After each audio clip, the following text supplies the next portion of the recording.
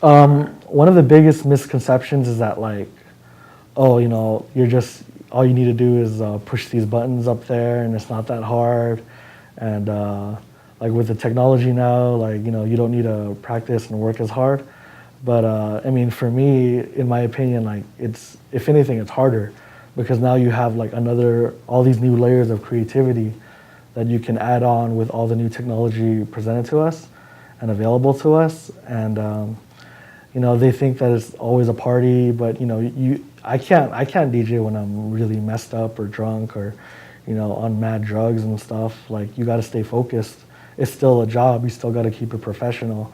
It's not just like spraying champagne on girls all the time and stuff. Like you do have those moments. You know what I mean? But I know a lot of DJs that like their bottles are filled with water. You know what I mean? Because they got to keep it professional. They gotta keep the image, but at the same time they gotta keep themselves like able to do their job. Well, it's extremely important because when you're, like I said, when you're a DJ, you control the night for hundreds, if not thousands, of people. And if you're late and there's no music being played, or there's a backup DJ, playing. And I remember I was at this event, and I was booked for 3 hours. And at the end of my set, the DJ after me, he was way too drunk. He was drugged out. He couldn't even stand up. And luckily, I was able to take over his set. So I went on for 6 hours straight. And that doesn't look good on him at all. That ruins his reputation. It makes him look really bad. You got to keep it professional. You got to treat it like a real job. I mean, it's not just the world doesn't revolve around the DJ. I know a lot of DJs, stuff happens sometimes, your flights get canceled, or, I've even heard of visa situations where they couldn't make it here, or their equipment's in the airport, and they're getting held up because they think it's a bomb or something. So it's really important to just keep your communication open with whoever's running the event and make sure they know what's going on. But, whenever I have events, I always try to have people as backups just in case something happens. So that's the good thing about, having a company and having, extra DJs to support you.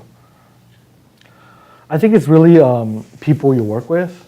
That the nightlife industry and the entertainment industry is a really shady business sometimes. You encounter working with a lot of people that don't really have your best interests at heart. Obviously, it's always the club's best interest, but some people are just looking out for themselves, trying to make money for themselves, and they're trying to just be the middleman and then cut the DJ out and just look out for themselves basically and put us in a bad position.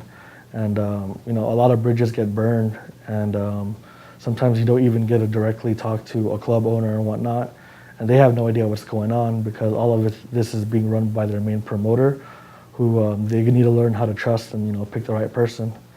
It's kind of like the situation with Jerry Heller and like NWA. You know what I mean? Supposedly he was siphoning off money from them the whole time. They didn't know. Ended up breaking them up. They could have made a lot of more great music together if it wasn't for bad management.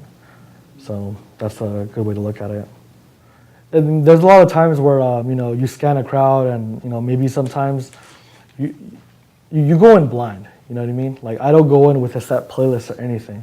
That's one of the worst things that you can do. Go into a gig where you don't know anyone and you're thinking like, oh, they're gonna like this genre of music all night. So that's part of the skill of being a DJ, when you're scanning the crowd and you're playing a track that you think is fire and you're just looking out there and everyone's just kind of like not really into it, you gotta be ready to, skip to another genre. Or, luckily the good thing about doing events is that, people make requests. So when some people will try to screw you over because then they'll make a request where they like the song and no one else likes the song. So that you don't want to deal with. But then sometimes they'll be like, oh, just to let you know, we really like electronic music, or we really like old school hip hop. So it kind of gives you like a little guide to go by and what the crowd likes. So the good thing about DJing is that if you play something that no one likes, like there's not that much time in between another song. So you have time to pick it up real quick if you need to. 100% for sure, because like I said back then, it was just on records, it was all analog. There's a records, turntable, and a mixer. And now, you know, you have your laptop. Like some people, you can pre-make your mixes. You can do everything at a touch of a button. You know, there's auto sync now, so you don't even need a good ear. You can just, you know, auto sync everything and play your music. And then now, like, you have people. I came in kind of in the middle of that. So when I was taught by my friends, like they would like cover the screen, the laptop screen with a paper, and they're like, don't look at the bars, don't rely on the technology. Like, we want you to learn it like the old school way too, you know. And like you said, like social media has a huge impact on it now. Like if you have a following, it's easier for you to get booked because they know that you're going to bring out a lot of people. And like I agree and disagree with that because you know you want to fill your club, you know what I mean? But that's your promoter's job, not the DJ's job. The DJ's job is to play good music, and when you hire a DJ solely based on what they can promote for you and how many people they can bring in for you, like it gets to the point where you're looking past the skill. So you know, for all you know, he could be horrible, you know, if you don't know who you're hiring and whatnot. So that definitely changed a lot. It's getting watered down in some ways because you get these celebrities that want to, you know, turn DJ overnight, like what's that guy's name? Brody Jenner. Like, you know, he's a DJ. You know, you have these artists that are DJs, but some of them are legit. Like, you know, like Lil Jon. Like, you know, he's an artist, but he's also a DJ. And then you have these other people, like, you know, like we were talking about, like the Jersey Shore, like, you know, Pauly D, who, in my opinion, like, when he said he was a DJ, like he didn't really have, you know, these fundamentals and whatnot. But like later after he got into it, he learned it, you know?